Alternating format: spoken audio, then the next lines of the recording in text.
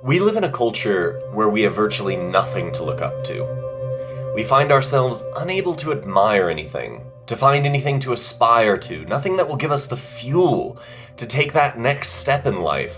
Maybe it's toward that new job, or to finding a romantic partner, to going back to school, or getting out of our hometown. We all need an ideal to aspire to, something that motivates us to keep moving forward in life. In order to grow and move and live, we need something to look up to that will motivate us to get started. Without that ideal to live up to, we'll simply be left to a life of dull stagnation, stuck in the same routine, in the same boring and meaningless patterns. How many of you wake up and simply go to work, come home, eat, watch TV, and go to bed? And then repeat. So, where can we find something to look up to?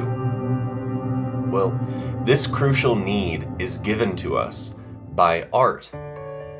Art is not just a pastime of entertainment. It is a crucial need for our souls. To quote Ayn Rand, art is the indispensable medium for the communication of a moral ideal. Art presents us with a vision or an emotion of what is possible to our own characters and to our own lives. It gives us a vision of values. Values are the things we love, the things that drive us, the things that give meaning to our lives. To quote Rand further, since man's ambition is unlimited, since his pursuit and achievement of values is a lifelong process, and the higher the values, the harder the struggle, man needs a moment, an hour, or some period of time in which he can experience the sense of his completed task, the sense of living in a universe where his values have been successfully achieved. It is like a moment of rest, a moment to gain fuel to move farther. Art gives him that fuel. Art gives him the experience of seeing the full, immediate, concrete reality of his distant goals. The importance of that experience is not in what he learns from it, but in that he experiences it. But art can also default on this purpose. And this is what's happened to most art today. Modern art does not give us something to aspire to. It has turned its back on giving us the fuel for life. Consuming modern art isn't necessarily bad, and some of the examples I'm about to give I think are well done, but the question is, do they provide emotional fuel?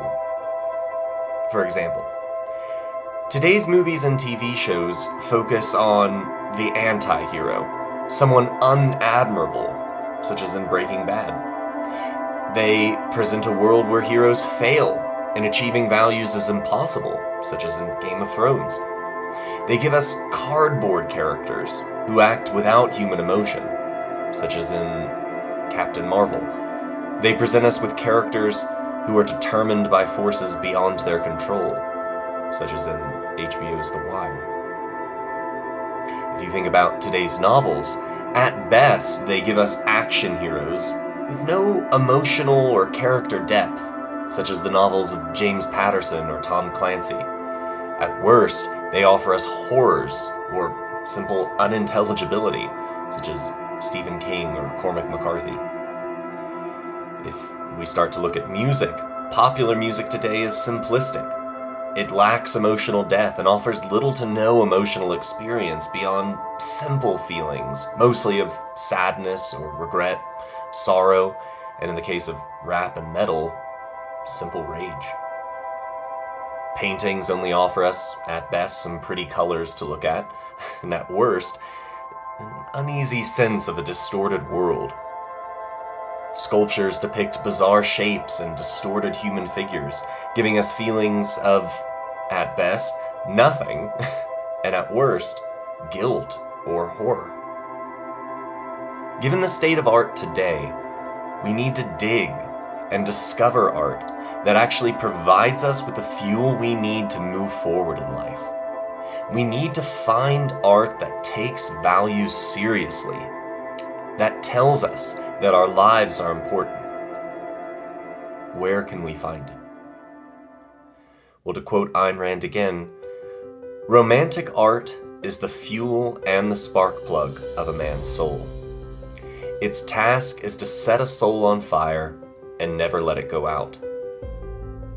By romantic art, Rand means Romanticism, the era of art that achieved its height in the 19th century. What Romantic artists brought to the scene was the primacy of values, i.e., the primacy of a value-oriented life. They created works filled with color, imagination, originality, and excitement, and through these means were able to give us the vision of a life worth living, of something to look up to. Though not limited to this era, I want to introduce you to some of the places where you can begin searching and experiencing great inspirational and aspirational art. Paintings used to tell us stories. They would depict heroes from classical mythology or tales of old lore, capturing the beauty, romance, heroism, and idealism of what humans are capable of. To barely scratch the surface, the paintings of John William Waterhouse, or Caspar David Friedrich, or William Adolphe Bouguereau, or Frederick Leighton, take us into worlds where we find people to admire and live up to. Sculpture would cast man in heroic and idealistic poses, often telling stories themselves. The great exemplars of this medium were from the Italian Renaissance, namely Michelangelo and Bernini, who revived and adopted the grandeur of classical sculpture from the Greek and Roman worlds. This is what sculpture could and should be. In literature, Romanticism dominated in the 19th century.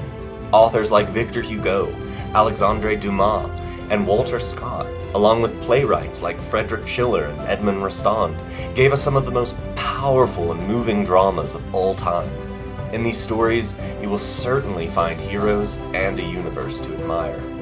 For your next read, pick up 93 by Hugo, or The Count of Monte Cristo by Dumas, or Cyrano de Bergerac by Rostand.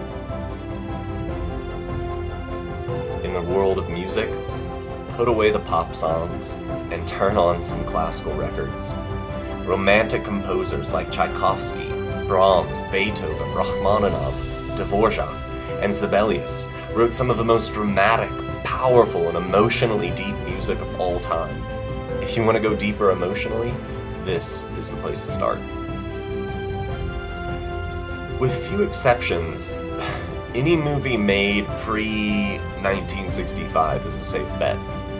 These movies are well-paced, clear in structure, have intelligible plots, and offer us stories about admirable people.